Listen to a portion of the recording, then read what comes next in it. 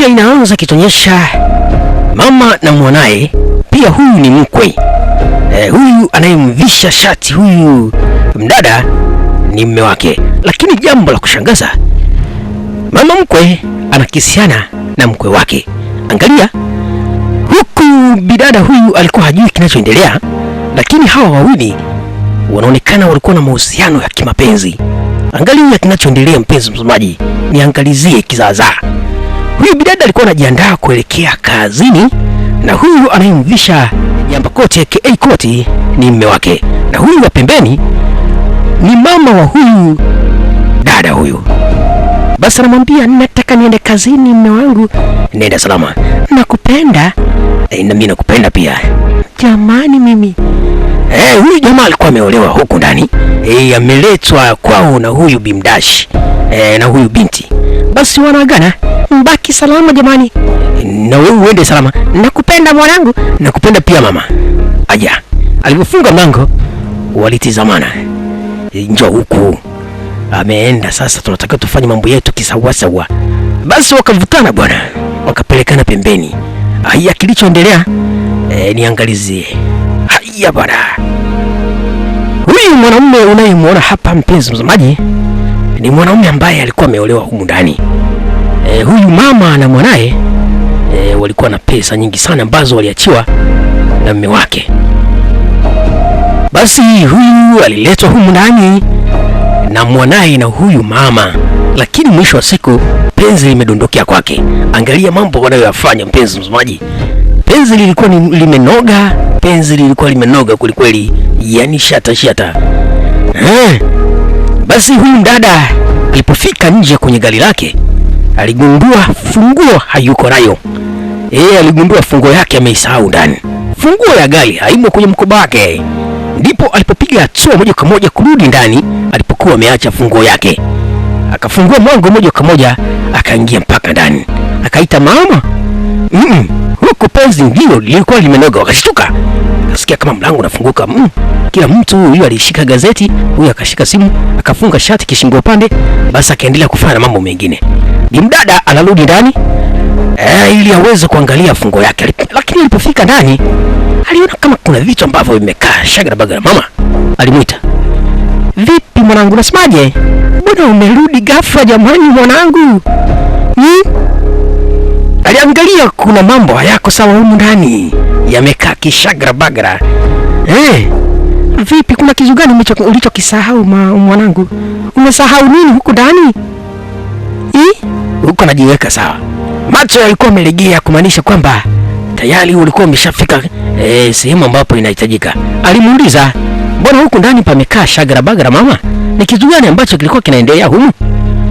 Huyu mwanaume alikuwa amekausha kabisa kama vile hakuna kinachoendelea. Akamuita Ben. Vipi, mbona umekausha kabisa, shati umeifunga kishingo upande, kuna shida gani? Hii shati bwana. Nakwambia hata mimi mwenyewe sijui nimeifungaje, lakini naweza nikaiweka sawa. Hakuna shida. Bwana wewe, usiwe na shida mpenzi wangu, wala hakuna changamoto. Lakini huyu mdada alibaki akiwa na wasiwasi. Alihisi kuna kitu ambacho kilikuwa kinaendelea humu ndani ambacho hakikuwa kawaida. Aliweka sawa, lakini bado kishikizo hakikuweza kushika vizuri. Waliendelea potezea. Basi huyu mdada akawa anatafuta funguo yake sasa. Alipokuwa ameidondosha chini, alipoinama kuangalia huku aliona sindilia. Bado anaendelea kuchanganyikiwa na mambo yalikuwa yanaendelea humu ndani. Akaishika ile sidilia, akaiangalia vizuri, akagundua hii sidilia hii ni ya mama hii. Huko na wasiwasi asijakagundua kitu huyu. Akaileta mpaka pale. Akamuita mama. Hii ina maana gani? Jamani mwanangu, hii nilikuwa nataka nipeleke huko bafuni, lakini nashangaa nimeisahau hapo. Wala hakuna changamoto, hakuna shida yoyote. Bwana we. Huyu bidada alimpatia mamae sidilia yake. Huku alikuwa anaendelea kujimoya kwamba hakuna kitu chochote kilichotokea. Alikuwa anahitaji kuelekea bafuni, akawa ameiweka hapo, akaisahau. ndo akaenda kusoma gazeti. Wala hakuna kinachoendelea mwanangu. Sababu ukweli siku hizi naanza kuzeeka sasa. Mbona nasahau jamani mimi. Hello. Alikuwa anaendelea kujitetea mbele ya mwanae ili asije akagundua kwamba yeye wanapendana na mume wake.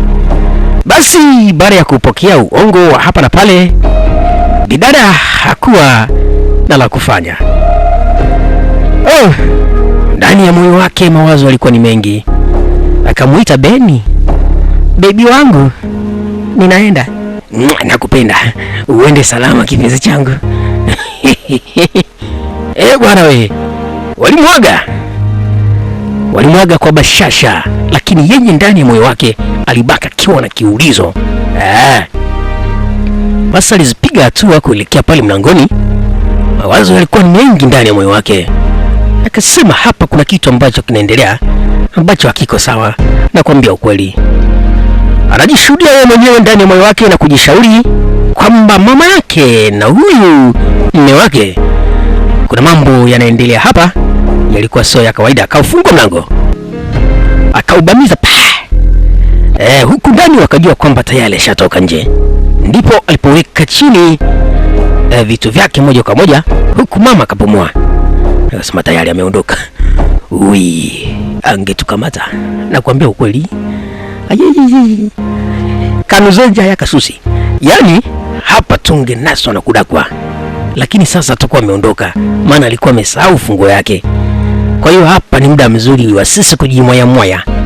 Nakwambia ukweli, mimi na wewe tunapendana. Huyu mwanangu mnapendana, lakini yeye bado ni mchanga. Lakini sisi wenyewe huku ni watu wazima. Akaja moja kwa moja pale, akawa anachungulia sasa ili uweze kudhibitisha yale waliokuwa wanaongea yalikuwa ni ya ukweli au yalikuwa na uongo ndani yake. Alimuona mama amekaa juu ya mume wake. Anaitoa shati kimahaba kwa design kama hii hapo. Hello. Mpenzi mtazamaji, hebu niambie, ungekuwa ni wewe ungefanya nini? Yaani ungekuwa ni wewe, ni kitu gani ambacho ungekifanya hapa? Basi huyu mdada aliangalia kila kitu ambacho kilikuwa kinaendelea. Basi aliamua kukacha moja kwa moja baada ya kudhibitisha kitu ambacho mama yake alikuwa anakifanya. Pendo lilikuwa limenoga. Ndipo alipokuja mdada moja kwa moja akawasalimia. Habari za saizi? Ni nzuri, umeondoka salama na umerudi salama sasa. Ndio. Huyu mume wake alikuwa anatarajia ni kitu gani ambacho kitakuja kutambulishwa. Ndipo alipotoa kipimo ambacho kilikuwa kinaonyesha kabisa kwamba yeye ni mjamzito. Kaangalia kile kipimo moja kwa moja, wakabaki wakiwa wameshangaa. Ana ujauzito. Walibaki wakiwa na maulizo, ni kwa nini amekileta hadharani wakiwepo hapo? Ni mimba yangu au ni nini? Walibaki wakiwa na maswali mengi. Wewe jiulize mpenzi mtazamaji, huyu mwanaume ni mume wake na mama yake, alafu pia na yeye mwenyewe ni mume wake, alafu kipimo kinaletwa katikati yao kinachoonyesha kwamba huyu dada ana ujauzito. Ingekuwaje? Imagine ingekuwaje mtoto anayezaliwa atawahitaji hawa. Haya basi, moja kwa moja ndipo alipoambia kwamba msio na shida wala msijali, mimi nina mtu wangu ambaye tunapendana, kwa hiyo nyinyi endeleeni kuwa na mambo yenu na sisi tuna mambo yetu pia. Basi ndipo alipomuita mchumba wake moja kwa moja kuja kuwatambulisha kwamba huyu ndiye mchumba wake na kipenzi chake. Kwa hiyo huyu ndiye baba wa mwanae aliyoko tumboni, wala sio huyu baba yake wa kambo. Sasa anatakiwa muite baba ya kambo. Sasa atamuitaje?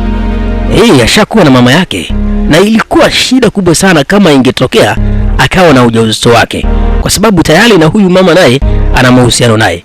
Je, na huyu mama naye akiwa na ujauzito naye na yeye akawa na ujauzito naye, inakuwa ni shagara bagara. Vipi unanitambulisha mwanaume mbele yangu? Ni mambo gani unafanya haya wewe? Akamwambia ni jambo jema. Kwa sababu tayari atakuwa amewaachia nafasi. Nasema hiki ndio kipenzi changu.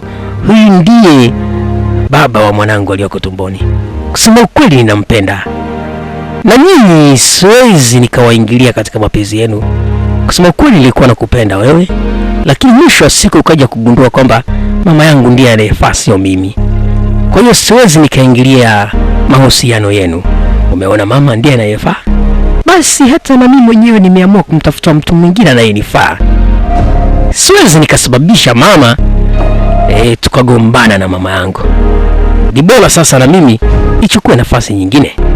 Basi ndipo alipomshika mkono akamwambia, wala usiogope, hicho anachokisema mwanangu ni cha ukweli. Mimi na wewe tunapendana, hatutaki kuendelea kuficha ficha. Sisi ni watu wazima, tayari upeli umempata mkonaji. Hakuna baya, hakuna kabaya. Hata kama ingekuwa ni mimi, ni lazima ningeamua kufanya hivyo, kwa sababu kugombana na mzazi siku zote unakuwa tafuta lahazi. Ndio, lazima ukiona kwamba kuna mambo yanaendelea ambayo yako sawa, unatakiwa utafute njia nyingine sasa ya kutatua hivyo vitu. Bidada alimpigia makofi akamwambia, kusema ukweli mama, kilichokuwa kinaendelea humu ndani nilikijua toka zamani. Kwa hiyo na mimi nimeamua kuchukua hatua nyingine kuliko kutengeneza ugomvi mimi na mama yangu. Hivyo wewe endelea kubaki na mama, na mimi nitaendelea kubaki na mchumba wangu, kipenzi changu ninachokipenda kwa sana. Basi huyu kijana moja kwa moja alijitambulisha kwao. Akawaambia, tuachieni nafasi na sisi tujivinjari. Kwa hiyo huku ndani moja kwa moja waligawana vyumba. Hawa walibaki hapa, mama na baba yake ambaye alikuwa ni mume wake, moja kwa moja walishauriana kwamba waende wakaishi upande mwingine, kwa sababu hii nyumba ilikuwa ni nyumba kubwa sana. Kwa hiyo wataendelea kuheshimiana kama mama na baba yake wa kambo ambaye zamani alikuwa ni mume wake. Kwa hiyo huyu bidada moja kwa moja alijieleza vizuri, akasema, kusema ukweli mama, sikuwa na namna, sikuwa na jinsi, sikuwa na chaguo lingine, ila chaguo langu kubwa niliyoona linafaa ni kuacha muendelee na mahusiano yenu. Siwezi kuingilia mahusiano yenu kwa sababu uliona mama ndiye anayefaa kuliko mimi. Sasa mimi ningefanya nini? Ningefanya nini mie? Huyu mwanaume naye akasema, ndio, huyu anachokisema ni kweli. Kwa hiyo naombeni mheshimu mawazo yake, kwa sababu amechukua maamuzi ya busara. Ni maamuzi yenye busara ndani yake. Aliomba msamaha, lakini alimkatalia, akamwambia haiwezekani, kwani mimi nayo yasema hayana maana, hayaeleweki. Basi hawakuwa na namna bana, moja kwa moja walielekea huko walipokuwa wamepangiwa, na hawa moja kwa moja waliachwa hapa. Hakuna kingine kilichoendelea. Moja kwa moja na picha yetu nzuri kabisa inaisha hapa. Mimi ambayo nimeweka maneno ya Kiswahili katika picha hii naitwa The King Voice. Wengi wanapenda kuita DJ Kazi. Mpenzi mtazamaji, weka comment yako hapo chini, uniambie ungekuwa ni wewe ungefanyaje? Ungeamua kufanya maamuzi aliyofanya huyu bidada, au ungemchukulia hatua nyingine mama yako, ama ungefanya kama alivyofanya huyu bidada? Chao, tukutane katika video nyingine, Mungu akipenda.